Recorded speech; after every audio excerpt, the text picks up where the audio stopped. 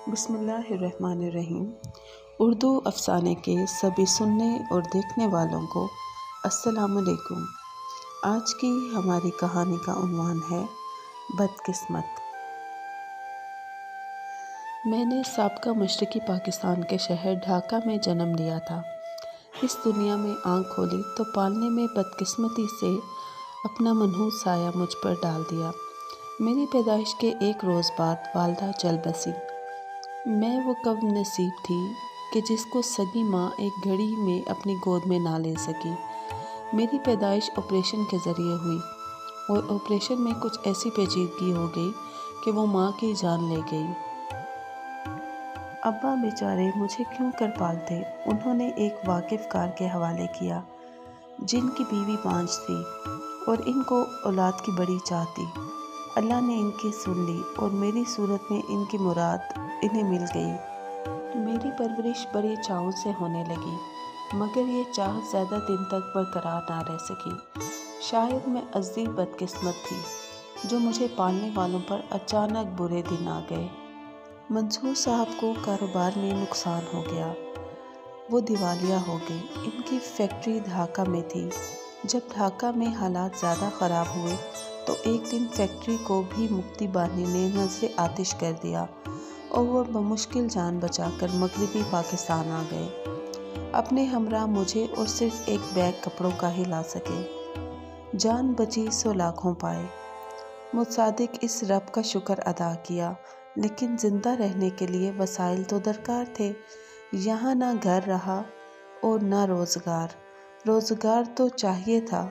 वो बेचारे चंद रिश्तेदारों के दर पर गए कि कोई काम दिलवा दें, रोज़गार की कोई सबील ही निकल आए। बिलाखिर एक अजीज़ ने इन्हें अपने पास मुलाजिम रख लिया। अब्बा ने कभी गरीबी ना देखी थी और अब ये दिन देखने पड़ गए कि किसी की मामूली मुलाजमत को भी गनीमत जानकर कबूल कर लिया। सरमाया सब ढाका में रह गया। अपना कारोबार कैसे करते? दाल रोटी का सामान तो हो गया, लेकिन मेरा बचपन मरहूमियों की नज़र हो गया। छोटी छोटी मासूम ख्वाहिशें अफलास की कुन छुरियों से ज़िबा होती नहीं। गुड़ियों से खेलने के दिन थे और मैं अपने नन्हे मुन्ने हाथों से झाड़ू पोंछा करती। मुझको गोद लेने वाली माँ गुर्बत की मार ना सह सकी, बीमार रहने लगी। 7 बरस घर के कामकाज में जुटी रहने लगी। रफ्ता रफ्ता हांडी बनाना, कपड़े धोना, घरेलू काम सब सीख लिए। अब्बा ने अम्मा का अपनी हैसियत के मुताबिक भरपूर इलाज करवाया। बाल बाल कर्जे में जकड़ा हुआ था, मगर अम्मा ठीक ना हो सकी। रफ्ता रफ्ता बीमारी इनको घुलाने लगी। डॉक्टरों ने जिगर का कैंसर बताया। बिलाखिर ये बीमारी इनकी जान लेकर ही टली। अब घर में मैं और अब्बा ही रह गए थे।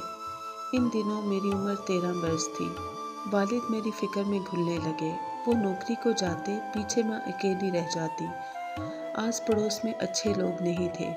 मुफलिसी की वजह से हम ऐसे मोहल्ले में रहने पर मजबूर थे जहाँ इर्द गिर्द लुच्चे, लफंगे, जवारी, नशई रहते थे। वालिद ने कुछ बेहतर इलाके में मकान लेने की कोशिश की, मगर इन मकानात के किराए भी इनकी दस्तरस से बाहर थे। इन बेचारे अब्बा के लिए, जिन्होंने मुझको गोद लिया था, ये ऐसे दिन थे जैसे किसी सहराई मुसाफिर के रास्ते में बबूल के कांटे होते हैं। जब मैं 16 साल की हुई तो अब्बा को मेरे चेहरे पर नौखेज़ उम्र का रूप देखकर झुरझुरियाँ आने लगी। मोहल्ले के लफंगे जानते थे कि अब्बा नौकरी पर जाते हैं और मैं घर पर अकेली होती हूँ। अब्बा के जाते ही जैसे ताक में रहते थे। हमारे घर की दीवार के तार में टेक लगाकर बैठ जाते और मुझे सताने को आवाज़ें कसते। अब्बा आते तो मैं इनको बताती, वो भी सर पकड़कर बैठ जाते। घर में बावर्ची खाना नहीं था। कमरे की दीवार के साथ मिट्टी का चूल्हा बना हुआ था और मैं लकड़ियों पर सहन में खाना बनाती थी। अब्बा पूछते, आज खाना नहीं बनाया? तो बताती कि इस वजह से नहीं बनाया कि मोहल्ले के लड़के दीवार के पास से आवाज़ें कसते हैं, तभी मुझको सहन में बैठने से डर लगता है। वो सर पकड़कर बैठ जाते कि अब ये बला किस तरह सर से टलेगी, जबकि बेटी तो रहमत होती है। क्या करूं? कैसे इस रहमत की हिफाजत करूं? وہ اب دن رات میرے ہاتھ پیلے کرنے کو بے چین رہنے لگے۔ بدقسمتی سے انہی دنوں ان کی نوکری بھی چلی گئی تو کھانے کے لالے پڑ گئے۔ اوپر والے مالک مکان نے کرائے کے لیے تنگ کرنا شروع کر دیا۔ میرے اصل والد تو ڈھاکہ میں رہ گئے تھے اور ان کا کچھ اتا پتہ نہ تھا۔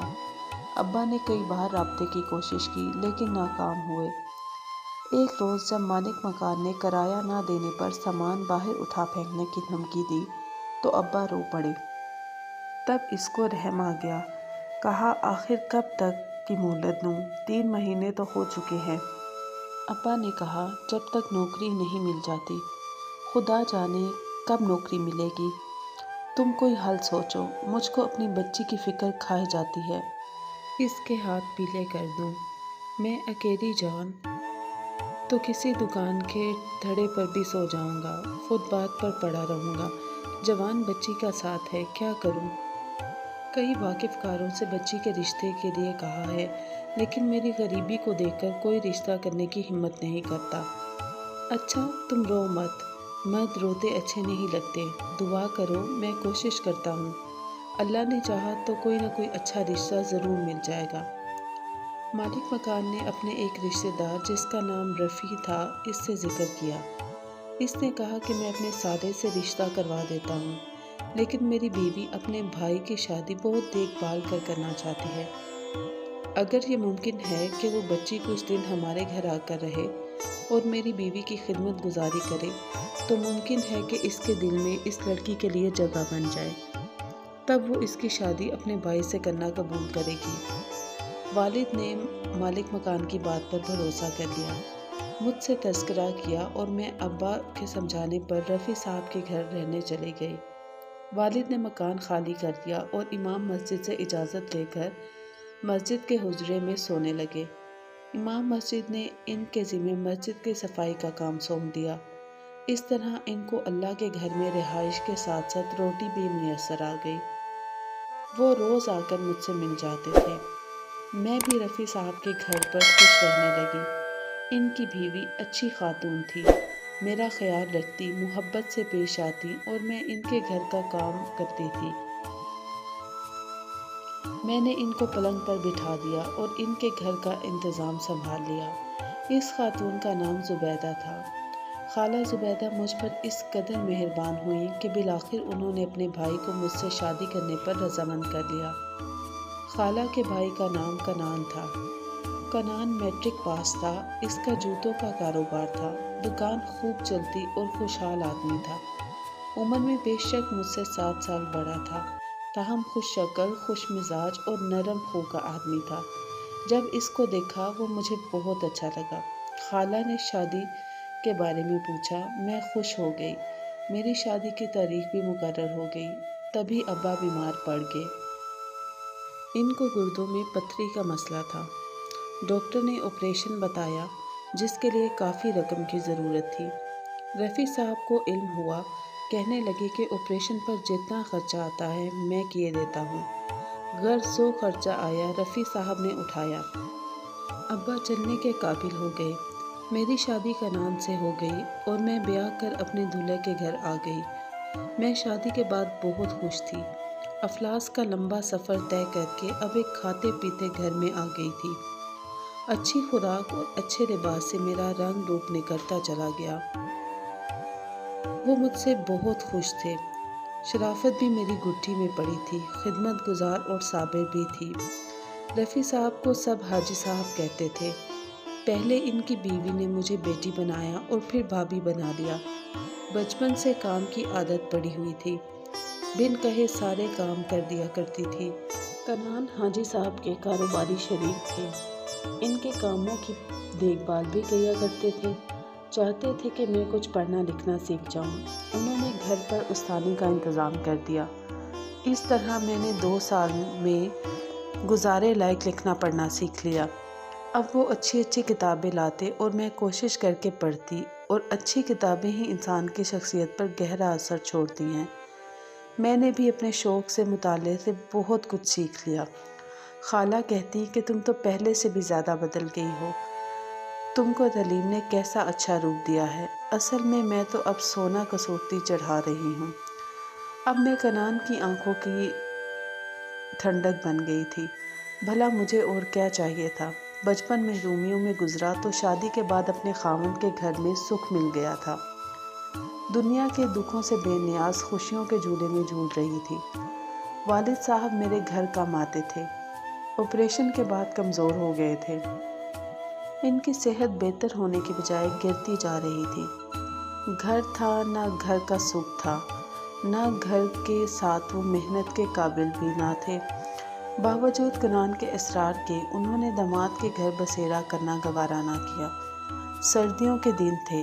ایک روز ٹھنڈے پانی سے نہائے تو بخار ہوا۔ پتہ چلا کہ نمونیا ہو گیا ہے۔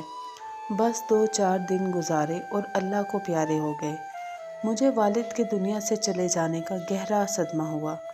میں نے کبھی نہیں سوچا تھا کہ وہ میرے سگے باپ نہیں ہیں، اور نہ ہی انہوں نے مجھے کبھی احساس ہونے دیا کہ میں ان کی حقیقی اولاد نہیں ہوں۔ ان کی وفات کے بعد میں بہت دنوں تک دکھی رہی۔ سچ ہے کہ خوشیاں ہمیشہ نہیں رہتی۔ جیسے دولت بے وفا شے ہے، بہت ساتھ نہیں دیتی، ویسے ہی خوشیاں بھی ایک مقررہ وقت کے لیے زندگی میں آتی ہیں اور پھر ان کی جگہ غم لے لیتے ہیں۔ میں کنان کے ساتھ اس طرح جیون بتا رہی تھی کہ ان کا ساتھ ہی میری زندگی کی معراج ہو۔ ہر دکھ سے تہی دامن تھی کہ میرا محبوب میرے ساتھ تھا۔ میں کنان کو دیکھ کر جیتی تھی اور وہ میرے بغیر لقمہ تک نہ توڑتے تھے۔ ایک روز لاہور سے پشاور اپنی دکان کے لیے مال بک کرا کر لوٹ رہے تھے کہ ان کی گاڑی کو ایک ٹرک نے کچل دیا۔ وہ موقع پر جاں بحق ہو گئے۔ یوں میری چراغوں بھری دنیا میں موت نے ایک پھونک ماری اور میں خود بھی جیسے ان کے ساتھ ہی جیتے جی مر گئی۔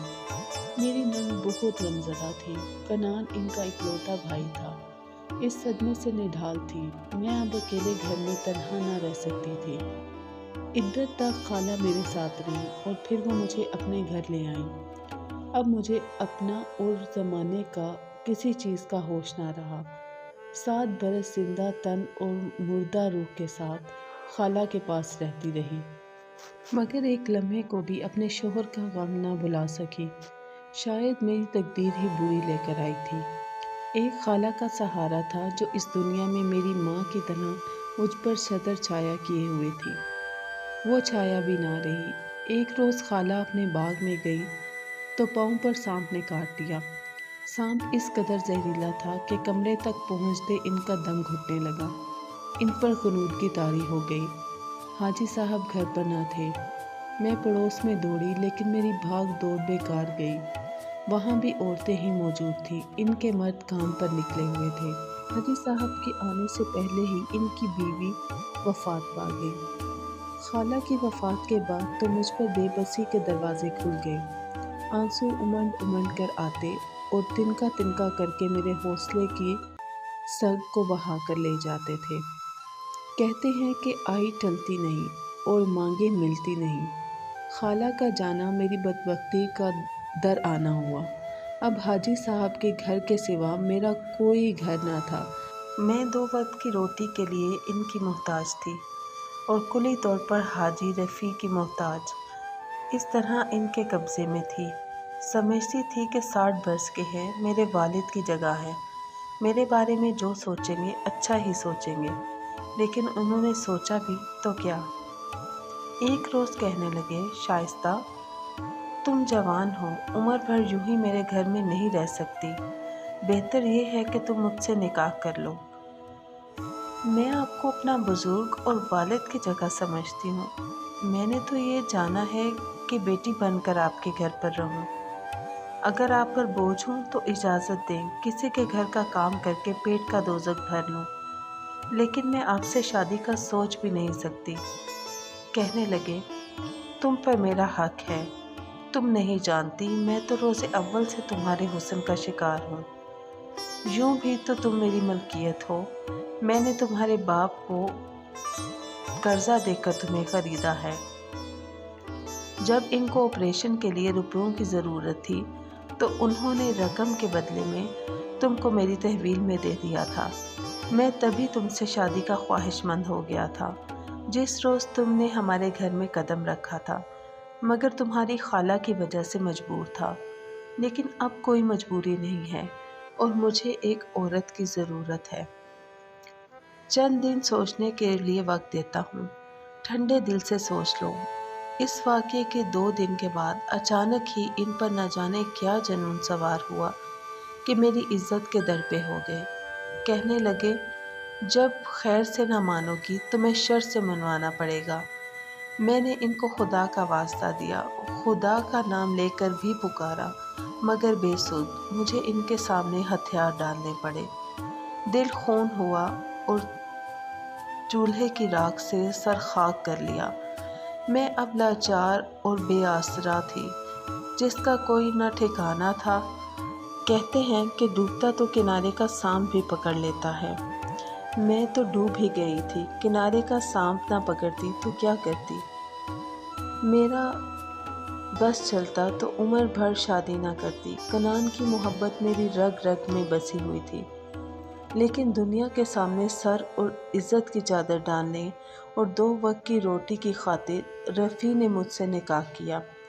میرا دل خون کے آنسو رو رہا تھا جب میں نے نکاح کے وقت قبول ہے کہا تھا۔ اے کاش کوئی ان عورتوں کے دکھ جان سکتا جو ایسے نکاح پر مجبور کر دی جاتی ہیں اور ان کو پیٹ کا دوزخ بھرنے کی خاطر یہ 2 لفظ قبول ہے کہنا پڑتے ہیں۔